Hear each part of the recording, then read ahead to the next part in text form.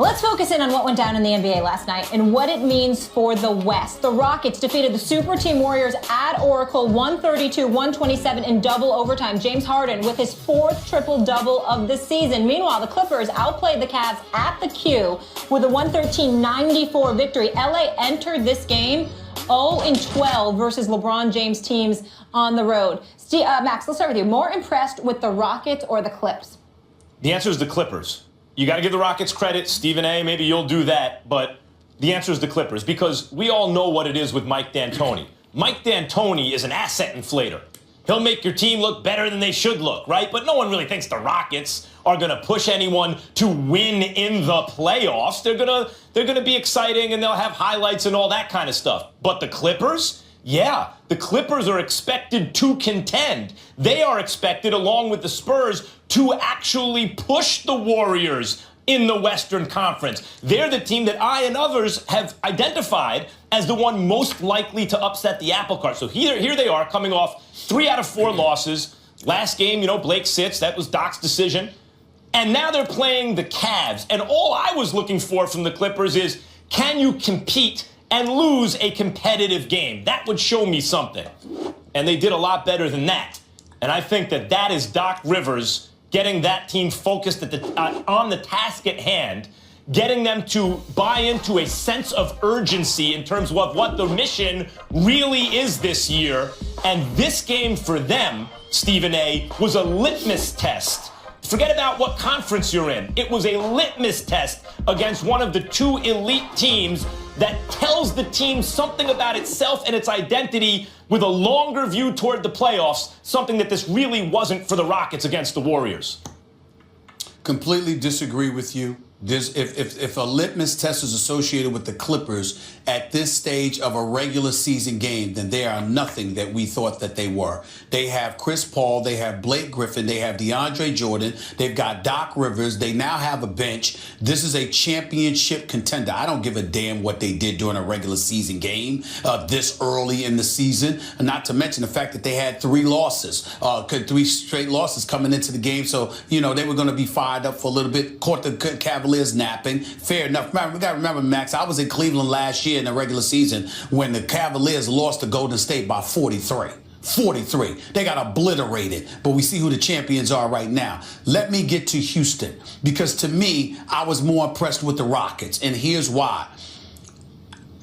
James Harden's a superstar, man. This brother's on another level. I mean, right now he's averaging 28.7, 12 assists. Like 7 or 8 rebounds. This dude is doing it all. He's the one competing with Russell Westbrook in terms of numbers and potential MVP candidacy. But I got to give some love to Mike D'Antoni too. I mean, this team and Daryl Morey. You got to remember what happened with Houston last year. James Harden has a meeting, according to the players on the Rockets. They come out of that meeting, and the next thing you know, Kevin McHale is fired. 11 games into the season.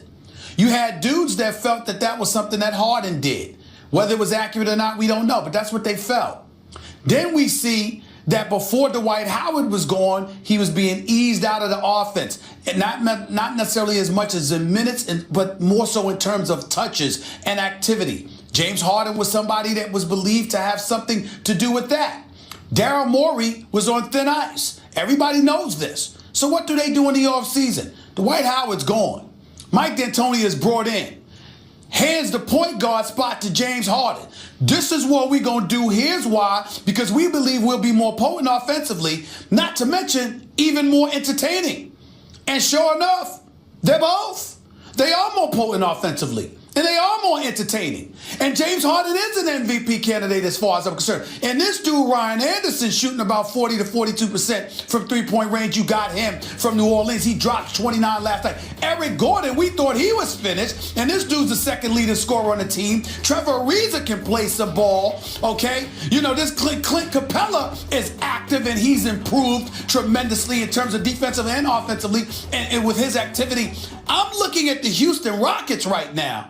And I'm saying, excuse me, I wouldn't call them the team to beat or anything like that. But Max, watching them, do you see anybody that can definitively stop them. Yes. When James Harden is coming down the floor as the point guard with the ball in his hand, at any given moment he can boogie on you or dish it off or take it to the hole and get to the free throw line where he's hitting damn near 90%. They are no joke. No, I joke. do see that. See, I knew this going into the season. This is what was going to happen, especially with Anderson opening things up for Harden, obviously. Though his defense is so bad, I don't see how you play him more than 20 minutes in the playoffs when the game does change a bit. And can you stop their offense? The D'Antoni offense is hard to stop. The problem is, as we all know, D'Antoni doesn't care about defense, and by the way, neither does James Harden, and that will be their undoing. He's doing better this year.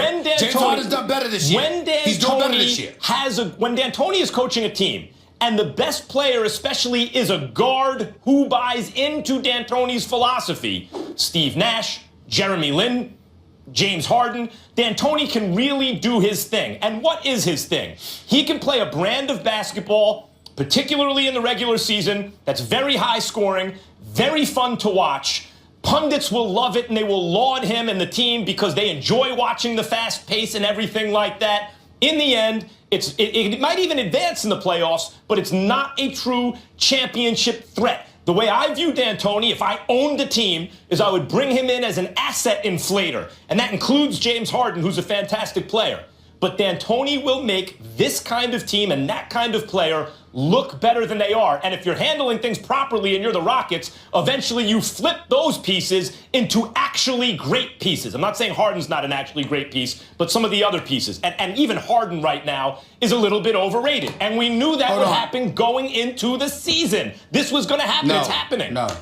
No, that's not what we knew. Here's the deal. I knew it. When you look, well, no, you didn't actually. But the point is this: when you look at the Houston Rockets, first of all, Harden is playing better defensively. Is he playing stout defense? No, he's got too many responsibilities. That's not what he's going to do. Patrick Beverley deserves a lot of credit because that dude is tenacious. He's a pit bull. He could be on my team any day of the week. Let's be clear about it. Always got a roster spot for Patrick Beverley, no doubt. But here's the deal. Here's the deal. The move to switch Harden to the point guard spot, where Harden has shown a willingness, not just a propensity, but a willingness to sit up there and dish that basketball. That creates a whole different kind of problems because usually he's holding the ball, he's dancing on everybody, he's doing all of this other stuff. This dude is moving the basketball, or he's in attack mode. That changes the dynamic of things in the West in this respect. We know that Golden State is elite. We know that San Antonio is elite. Who else can we definitively rely upon other than those two? That's why this gets so interesting. Because you can't say that. Clippers will beat the Rockets in the playoffs if it comes to that. Wait a minute. You can't say that because they might not face them in the playoffs and they might lose to somebody else beforehand. If it comes So to that. what? I'm sorry, Max. I'm sorry. You were living in LA how many years? 5.5.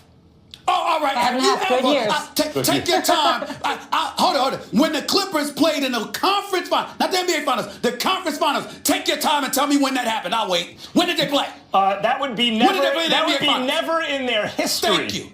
Thank you. So my point is, don't tell me about what the Clippers are going to do. You and I had an argument before the season started about Harden being used as a point guard. My position was we both agreed that he holds the ball too much and it's too okay.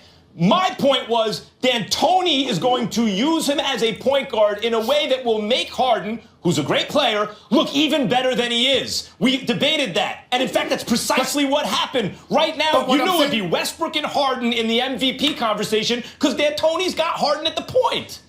But what I'm saying to you is what we have to step back and recognize is that despite what both of us has said, what we're seeing is not just a level of explosiveness from Harden. We're seeing unselfishness. And with the backdrop of everything that happened last year, I didn't expect to see it this early. And because you're seeing that right now, and Ryan Anderson, everybody, Clint Capella, I mean, who the hell expected something from him? Well, but he looks good. He really looks good. Because my assumption is Daryl Morey never brings in Mike D'Antoni if they don't have reason to believe ahead of time that Harden is going to buy into D'Antoni. That's the key to any D'Antoni team. Does the best player, particularly if that player's a guard, buy into D'Antoni. Stephen A., he made Jeremy Lin look like the second coming. What you think he was going to do with James Harden? But come on now, because you can't always say that, because I don't find Kobe being somebody that bought into D'Antoni. He didn't. That was the problem. Listen, he wait a didn't. Wait a minute. D'Antoni should have never been the coach there. No doubt. That should have been that should have been Phil Jackson's return. So that's my point. Now he's got Harden, but still in all, with all of Harden's history in terms of ball hogging or what have you, what we're seeing him do right now, I'm saying the point of this segment to me is, I got to step back and give Harden a whole bunch of credit, because I know he's a superstar talent, but he's leading this team. He's leading them. He's being unselfish. He is flat out balling. And if he continues to do this, I can't definitively say that Houston can't make it to the conference finals. I can't do that. I can definitively say that, but but I'm glad you finally come around to my way of thinking about Harden and D'Antoni. Because of the Clippers? Sure, because or the Spurs. Or the Spurs. Yeah. Clippers or Spurs, I'm not saying the Clippers can beat anybody, right, but they can lose to anybody. Well, don't give me the Clippers until I see it. Listen, with the chips on the line, Doc ain't letting this Clippers era go by without at least a conference finals appearance. It's going to be this year. And that's emotion talking. What is this? That's emotion talking. Leave it there, you don't know guys. that. Even though you two are fire on the NBA, we got to leave it there. On Sunday, 2 Super Bowl winning quarterbacks, both drafted in the first round in 2004, Eli Manning and Ben Roethlisberger, go head-to-head in the Steel City on Sunday. The Giants are off to their best start since 2008 at 8-3, second in the NFC East behind Dallas. As for those Steelers, after a 4-1 start, Pittsburgh is 2-4 in their last 6 games and currently out of the playoffs. But they are still tied for first in their division with the Ravens at 6-5. Stephen A., who gets the W at Heinz Field, the G-Men or the Men of Steel? I'm rolling with the Steelers. You know me. I mean, listen, Mike Tomlin and the crew. That's who I'm rolling with. Big Ben Roethlisberger. That's who I'm rolling with. Le'Veon Bell. That's who I'm rolling with. Antonio Brown and Wheaton and the crew. That's who I'm rolling with. Not so much the secondary, of course, because I'm very, very concerned. I mean, the bottom line is, I look at the secondary, there's an entirely different ballgame altogether. Odell Beckham Jr. is going to scare the hell out of me. Eli Manning to Odell Beckham Jr. is going to scare the hell out of me. We saw what Ezekiel Elliott did with his speed against the Steelers. What the hell is Odell Beckham Jr. going to do? I mean, my Lord, I'm scared. I'm very, very scared. No doubt about it, okay? But I'm going to roll with the Steelers because it's in Pittsburgh. I don't believe that the Giants' defense is going to respond in kind to the offensive onslaught that I anticipate and expect to be delivered this Sunday starting at 4:25 Eastern Time.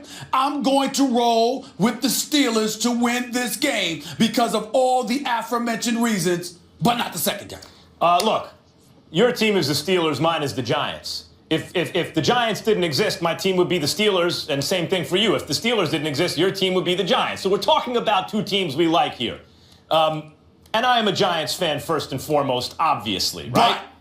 And yet, that's not the reason I think they're going to win, I don't think. I think the Giants are going to win because they're better than the Steelers. I think the Giants are going to win because people have overestimated the Steelers since the preseason. There were a lot of people's Super Bowl picks. A lot of people's picks to either get out of the AFC or push the Broncos or the Pats. How do you know this?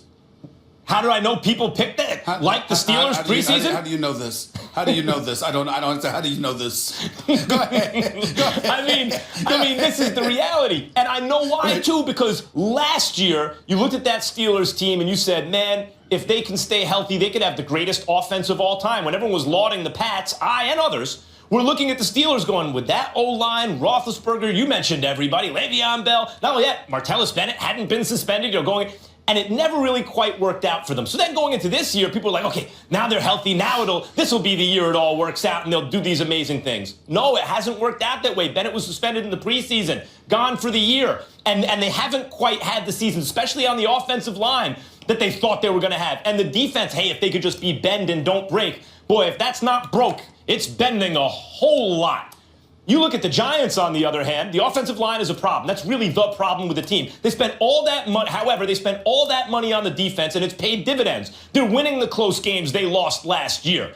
The front four has been good from the beginning. The corners have been really good from the beginning. The problem with the Giants earlier in the season is the middle of the defense was soft. The linebackers and the safeties. The linebackers have been playing better, and the safeties, especially Landon Collins, have been a revelation for the Giants. Suddenly you look at that defense and you go, they're coming together at the right time. Meantime, Shepard has been as good as advertised as a rookie. Don't forget they're coming off a win against a bad team in which Shepard wasn't targeted once. That ain't going to happen again. So how are those guys going to stop not only Odell, but Shepard and Eli and an incrementally improving offensive line when they're going up against a good defense? I just think the Giants are better than the Steelers, and I think they win this game.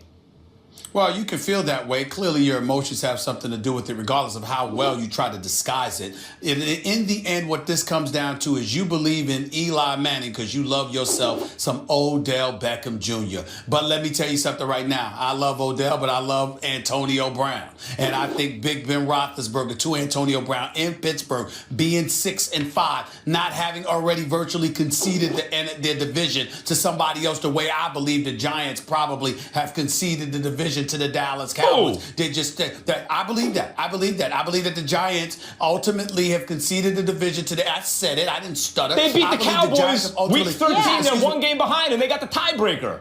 Oh, excuse me. I didn't stutter. I think I was on the show when the Giants beat the Cowboys. I think I know that the Giants have beaten the Cowboys already. Mollywood, Max Spock, Kellerman, okay? The bottom line is I believe that the Giants recognize the fact that they are fighting for a wild card spot because they're not going to catch the Cowboys, whereas the Steelers in the AFC North knows there's no wild card coming out of that division. Every game is pivotal. I think the elevated level of urgency works in the Steelers' favor in this particular matchup, and because of that, I believe, despite their secondary, certainly not because of it, that the Steelers will win this game. You know nothing of Giants tradition if you think that's the case, Stephen A. Smith. That's not the nature of this team to give up on anything. Why, if they would have given up, they never would have beaten the Patriots twice in the Super Bowl. I have factual evidence that you are. I have factual evidence that you are lying to the American people. The New York Giants gave up on a running game years ago. Not true. They have not done very well drafting on the offensive line, but they've tried. Okay. Struggles in the running game a little. Flowers is very young. It could get better. That's no knock against Rashad. That's Eric, no knock could it against get better him. soon, please? All right.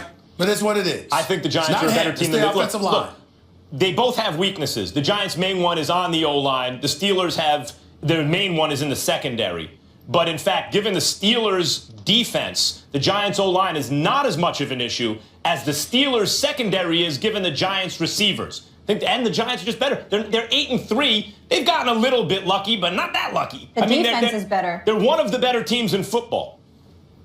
And the Steelers aren't. We shall see. Oh, this is going to be fun. This is going to be fun. The Giants have won 5 of their last 6 in Pittsburgh. 4:25 Eastern, you said it starts?